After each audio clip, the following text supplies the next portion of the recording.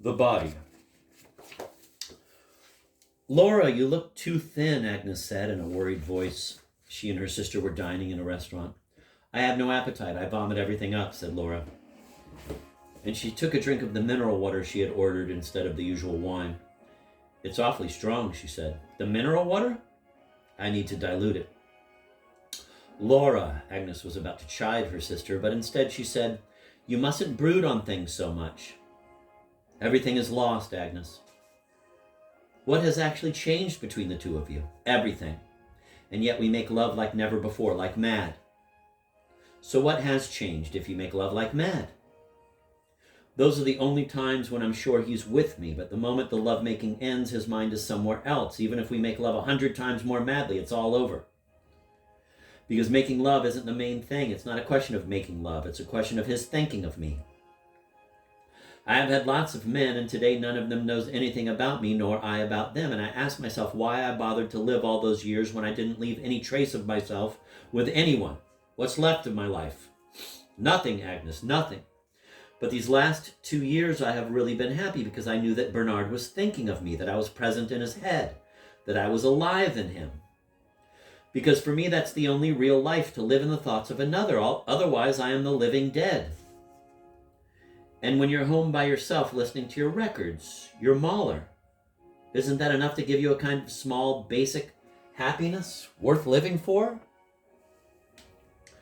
Agnes, I'm sure you realize that's a foolish thing to say. Mahler means nothing to me, absolutely nothing when I'm alone. I enjoy Mahler only when I'm with Bernard or when I know that he's thinking of me.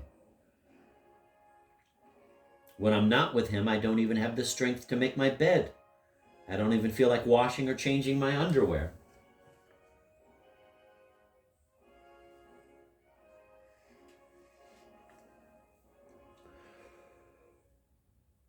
Laura, Bernard is not the only man in the world. He is, said Laura. Why do you want me to lie to myself? Bernard is my last chance. I am not 20 or 30. Beyond Bernard, there is nothing but desert. She took a drink of mineral water and said, It's awfully strong. She called to the waiter to bring her plain water.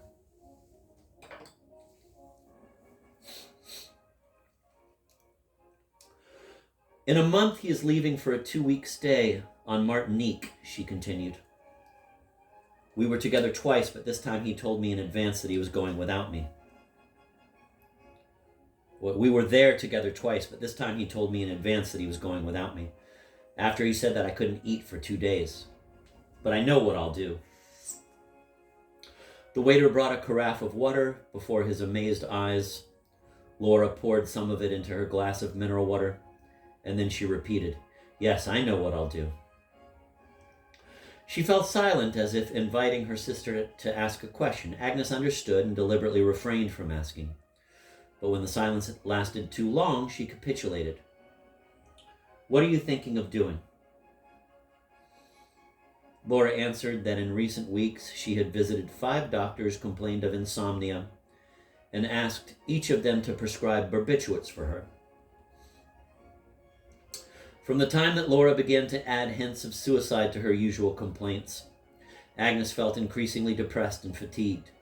She tried many times to talk her sister out of her intention by means of both logical and emotional arguments.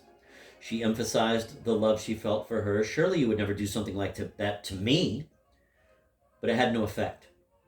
Laura continued to speak of suicide as if she hadn't heard Agnes at all. I'll leave for Martinique a week ahead of him, she continued. I have the key. The house is empty. I'll do it in such a way that he finds me there, so he'll never be able to forget me. Agnes knew that Laura was capable of doing foolish things, and she was frightened when Laura said, I'll do it in such a way that he finds me there. She imagined Laura's motionless body in the middle of the tropical villa's living room, and the fact that this image was entirely realistic, conceivable, and quite in keeping with Laura, terrified her.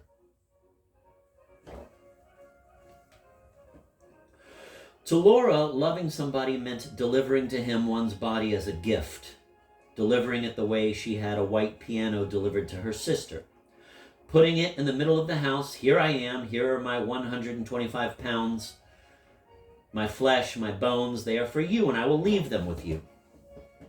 She regarded such a gift as an erotic gesture because for her the body was sexual not only during exceptional moments of excitement, but, as I said earlier, from the very start, a priori, continuously and in its entirety, with its surface and insides, asleep or wide awake or dead. For Agnes, the erotic was limited to a second of excitement, in the course of which the body becomes desirable and beautiful. Only this second justified and redeemed the body. As soon as this artificial illumination faded, the body became once again a dirty machine she was forced to maintain. That's why Agnes would never have been able to say, "I'll do it in such a way that he finds me there." She would have been horrified by the idea that the one she loved would see her a mere body stripped of sex and enchantment, with a spastic grimace on her face, and lying in a position she would no longer be able to control. She would be ashamed. Shame would prevent her from voluntarily becoming a corpse. But Agnes knew that Laura was different. Leaving her body stretched out dead in her lover's living room was quite consistent with her relationship to her body and her manner of love. That's why Agnes grew frightened. She leaned over the table and grasped her sister by the hand. "I'm sure you understand me," Laura was saying in a soft voice. "You have Paul, the best man you could possibly wish for.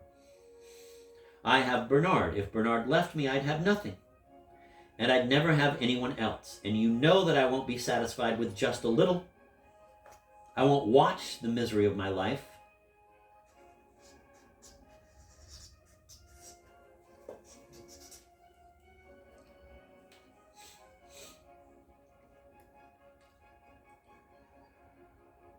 I have too high a conception of life. Either life gives me everything or I'll quit. I'm sure you understand me. You're my sister." There was a moment of silence during which Agnes groped for an answer. She was tired. The same dialogue was repeated week after week, confirming again and again the uselessness of anything that Agnes found to say. Suddenly, quite improbable words broke into this moment of fatigue and powerlessness. Once again, old Bertrand was thundering in Parliament against the escalating suicide rate. "The house on Martinique is his property. Just imagine the pleasure I'm going to give him," said Laura, laughing. Even though the laughter was nervous and forced, it came to Agnes's aid like an unexpected ally.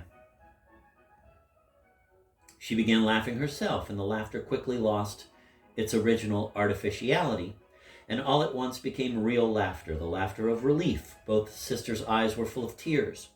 They felt that they loved each other and that Laura would not take her own life. They began chatting about this and that, still holding hands, and their words were those of sisterly love, behind which was a glimpse of a villa and a Swiss garden and the gesture of an arm lifted in the air as though throwing a brightly colored ball. Like an invitation to a journey, like a promise hinting at an undreamed of future, a promise that may not have been fulfilled but remained with them as a beautiful echo.